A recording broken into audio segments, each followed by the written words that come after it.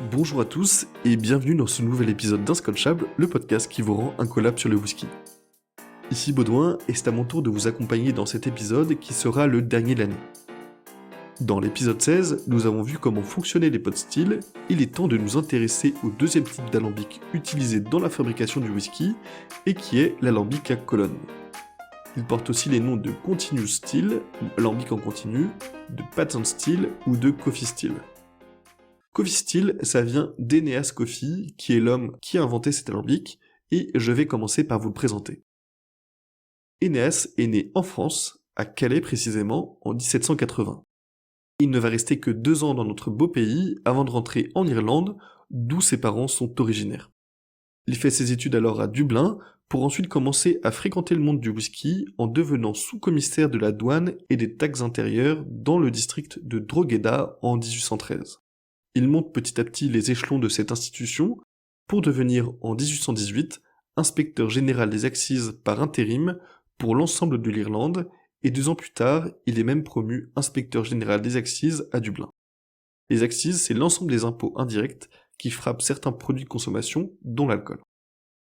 Ce fut un défenseur exigeant de la loi, mais sa philosophie est la suivante.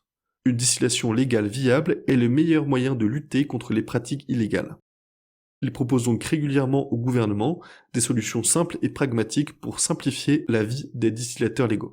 Il aide notamment le gouvernement à rédiger l'Excise Act de 1823 qui facilite la distillation légale. Elle autorisait entre autres la distillation de whisky en échange d'une licence de 10 pounds et d'un paiement fixe par gallon de spiritueux produit. Eneas Coffey démissionne en 1824 et c'est là que ça commence à nous intéresser. À l'époque, les alambics à colonne existaient déjà, mais étaient relativement inefficaces. On peut parler notamment du procédé de distillation développé par Robert Stein en 1826, que Coffey va perfectionner, en permettant notamment à une plus grande partie des vapeurs de recirculer dans l'alambic. Le résultat est alors plus efficace, produisant une eau de vie plus légère, avec une teneur en alcool plus élevée. Coffey va même faire breveter son concept en 1830. Ce nouveau type d'alambic, à colonne, permet la distillation en continu d'alcool de grain et à un prix moins élevé que la distillation plus traditionnelle. Paradoxalement, l'industrie du whisky irlandais n'a pas adopté l'invention de Coffey, contrairement aux distilleries écossaises ainsi que les distilleries anglaises de gin. La plus grande productivité que donnera cet alambic aux distilleries écossaises permettra pourtant leur domination sur le marché du whisky au détriment des whiskies irlandais. L'alambic Coffey n'est pas utilisé seulement pour le whisky, mais peut être utilisé pour plein d'autres choses, comme la distillation de plantes ou d'huiles essentielles.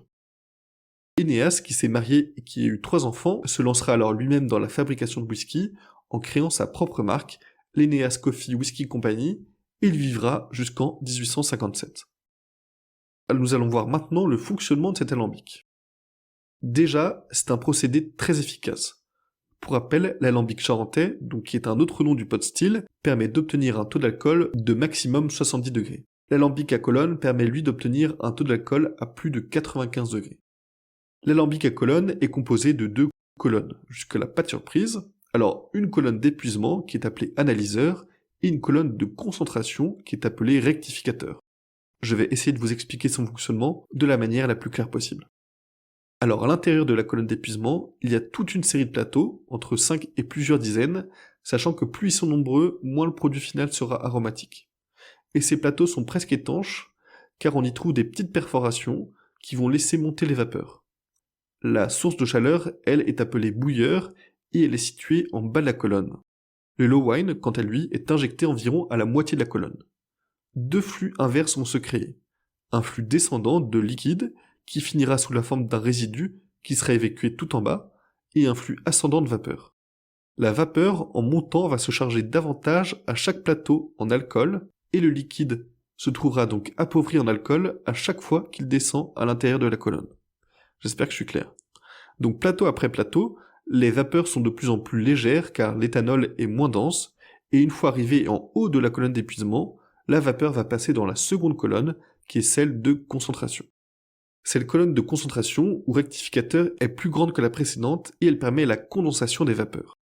Elle aussi est composée de plaques de cuivre perforées, mais cette fois-ci, elle est traversée par un serpentin. Elle est alimentée en bas par les vapeurs sorties en haut de la colonne d'épuisement, et ces vapeurs vont monter. Les moins volatiles se condenseront alors sur les premières plaques de cuivre, et les plus volatiles, elles, se condenseront sur les dernières plaques de cuivre. On récupère alors en haut les vapeurs les plus concentrées en alcool, que l'on appelle tête de chauffe, qui sera le futur whisky, tandis que les autres vapeurs, ou queue de chauffe, seront réinjectées dans la première colonne, et c'est ce qu'on appelle le reflux. Vous l'aurez compris, c'est un procédé plus industriel et moins artisanal, mais il peut permettre la création de bons whiskies, comme le Nikka Coffee Grain par exemple. Ce whisky n'est pas nommé ainsi parce qu'il présenterait des notes de café, mais bien parce qu'il a été distillé dans un coffee still, alambic ayant été rapporté d'Écosse au Japon en 1963. Entre le coffee et le pot still, il existe aussi des entre-deux, sinon ce serait trop simple, et je vais vous les présenter rapidement. Il y a l'alambic hybride, qui est présent dans la plupart des nouvelles microdistilleries, spécialement aux États-Unis. Il est composé d'une base d'alambic traditionnelle, mais possède également une ou plusieurs colonnes. Le gros plus de ce type d'alambic est qu'il permet de produire différents types de spiritueux avec la même installation. Il y a aussi le Lomond Still, qui lui relève plus de l'anecdote, car il est beaucoup plus rare et même est uniquement utilisé par Scapa et par Dalmore. Alors pour faire simple, il s'agit d'un alambic qui possède une base similaire au pot still, mais dont le chapiteau rappelle les alambics à colonne. Alors j'ai beaucoup parlé, c'était technique, je vais donc vous laisser sur une dernière micro-anecdote sur Noël en Irlande. Là-bas, au lieu de laisser un verre de lait pour le Père Noël lors de sa tournée dans la nuit de Noël, les Irlandais lui laissent un verre de whisky ou de Guinness. Alors ça vaut peut-être le coup d'être tenté, le Père Noël se montre alors peut-être encore plus généreux, qui sait. Là-dessus, toute l'équipe d'Inscotchable, donc Pauline, Amaury et moi, vous souhaitons un très joyeux Noël.